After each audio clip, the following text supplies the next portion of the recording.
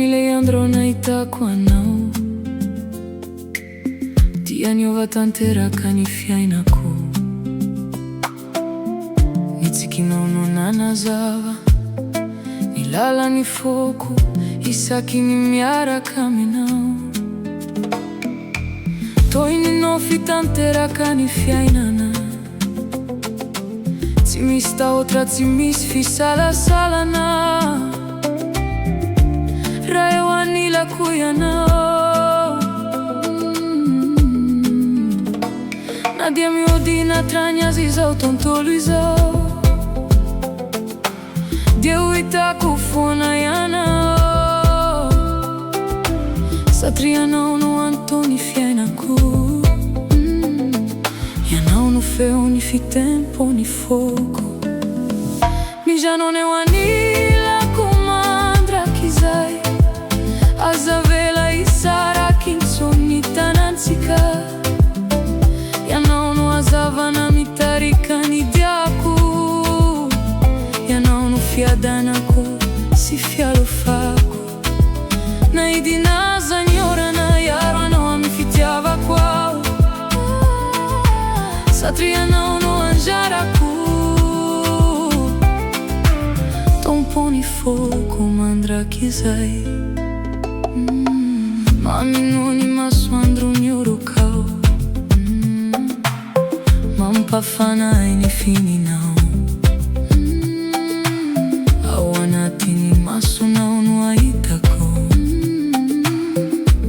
Ny hoavintsika miaraka Tsy misy zavatra filaiko Raha mbola enoko ny feonao Ianao no tontoloko Ianao no fanantenako Tsy ampy ny teny lazana Izay tsapako rehefa miaraka aminao Ianao no nofy tsy mety ritra Ianao no tantara tiako indrindra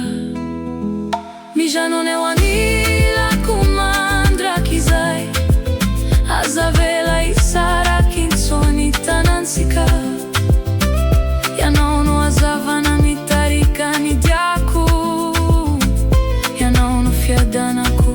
sy fialofako Na idinaza ny orana iaro anao amin'ny fitiavako aho Satria anao no anjarako Tompony foko mandraka izay Na nasaraka antsika zany fotoana Tsy tsatra hitady anao Nao maizina zany alina Tsy ho faty ny fitiavantsika Otoin-kintana nazava ny lalanao Ary tsy tsaty ty ianao Mandrapatapitry ny androm-piainako Mijano eo anilako mandraka izay Ianao irerino nofinofiko Ny segondra rehetra amin'ny fiainako Dia tiako iarana aminao Ny fitiavantsika tsy anampataperana Mahery ny alahelo rehetra Anio dia mampanantena Fa ny foko dia ho anao Mandraka